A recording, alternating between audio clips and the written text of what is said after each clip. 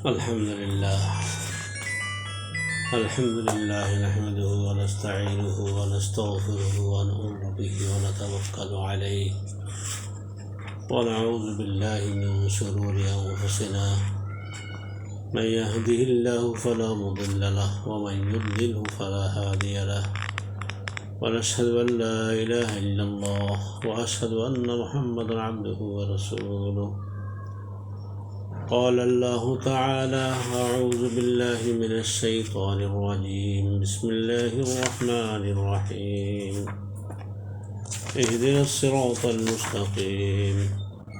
وقال النبي صلى الله تبارك وتعالى عليه وسلم: الطهور شطر الإيمان، أو كما قال عليه الصلاة والسلام.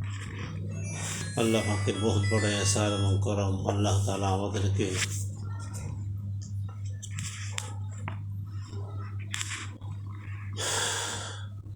পাক পবিত্রতার কিছু মাসলা মাসাইল আলোচনা করার জন্য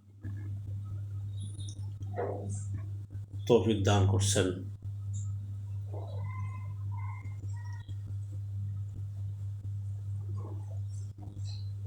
পাক পবিত্রতা এটা ইসলামের বহুত বড় গুরুত্বপূর্ণ একটা বিষয়। একজন মানুষ যদি পবিত্র না হয়, অপবিত্র থাকে, তার সাথে আল্লাহ তাআলার দয়াও থাকে না। এজন্য পবিত্রতা ও অপবিত্রতা সম্পর্কে কোরআন হাদিসে ভরপুর আলোচনা আছে।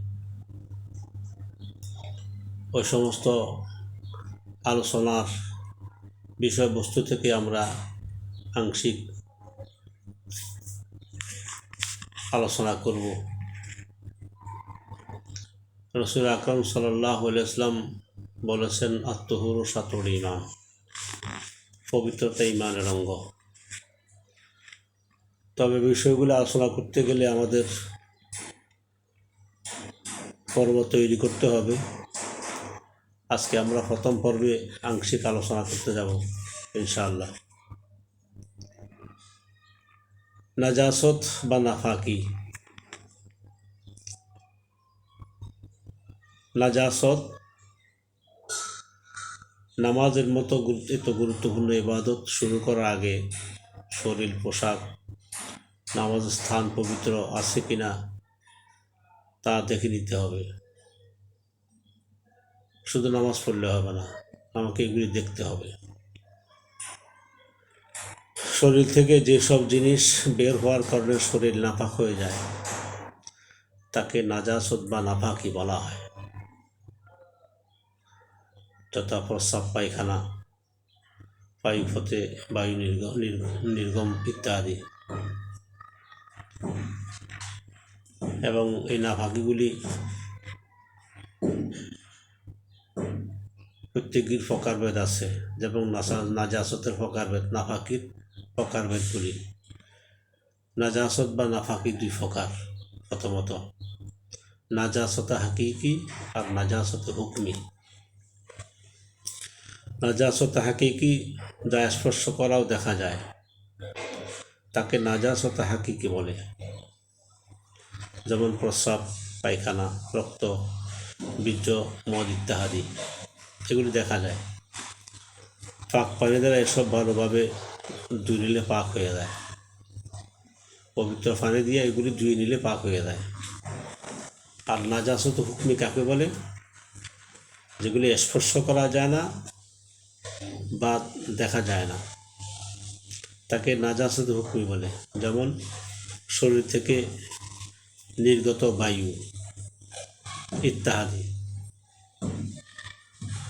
ওযু বা গোসল ছাড়া এগুলি থেকে পাক হওয়া যায় না।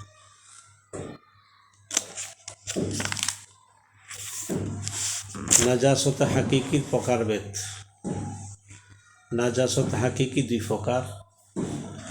নাজাসতে গলিজা, দ্বিতীয় নম্বর নাজাসতে খাফিফা।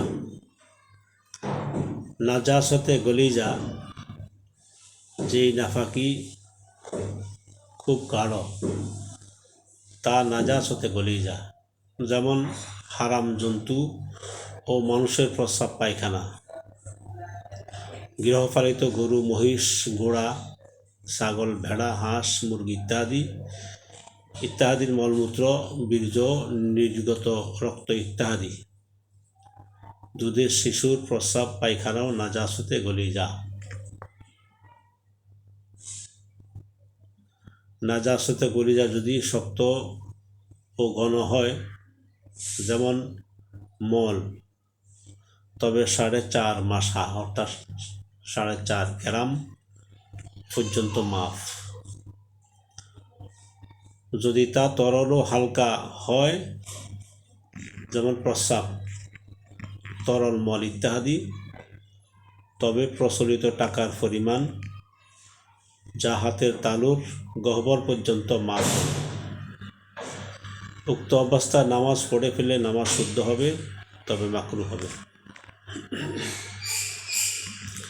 নাজাসতে খফিফা, যে নাফাকি কিছুটা হালকা, তাকে নাজাসতে খফিফা বলে। সকল প্রকার হালাল ও হারাম পাখির মল নাজাসতে খফিফা। নাজাসতে খফিফা কোনো বস্ত্র বা শরীর লাগলে, শরীর বা বস্ত্রের যে অংশে লাগবে, যদি উক্ত নাফাকি সেই অংশে 1/4 চেয়ে কম পরিমাণ স্থানে লাগে, তবে তা মাফ। কিন্তু যদি পূর্ণ 1/4 বা তার চেয়ে বেশি স্থানে লাগে, তবে এই নাফাকি সহ নামাজ শুদ্ধ হবে না। নাজাসতে হুকমির ফকার ভেদ, হুকমি নাফাক। নাজাসতে হুকমি 2 প্রকার, হদাসে আসগার আর হদাসে আকবার। হদাসে আসগার যেসব নাফাকি শুধু অজু দ্বারা দূর হয়ে যায়, শুধু অজু করলেই দূর হয়ে যায় নাফাকি দূর, তাকে হদাসে আসগার বলে। যেমন পাইপ হতে বায়ু নির্গত হওয়ার পর অজু করলে শরীর পাক হয়ে যায়। আর হদাসে আকবার যা পুরা করতে গোসলের প্রয়োজন হয়, যথা কোনোভাবে বীর্যপাত হলে, কিংবা মেয়েদের হায়েস কিংবা নেফাস শেষ হলে গোসলের মাধ্যমে শরীর পাক করতে হয়।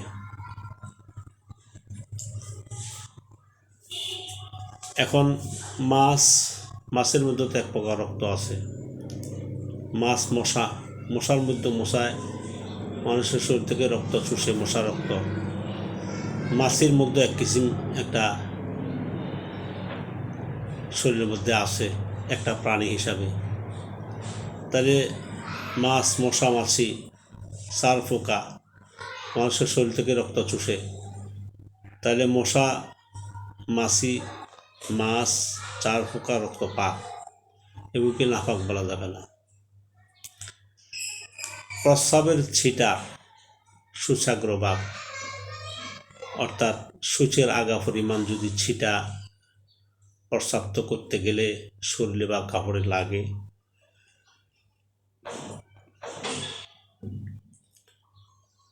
প্রস্রাবের ছিটা সূচাগ্রভাগ পরিমাণ হলে কোনো দোষ নেই, তবে এর বেশি পরিমাণ হলে তা দ্রুত করে নিতে হবে, নচেৎ নামাজ শুদ্ধ হবে না।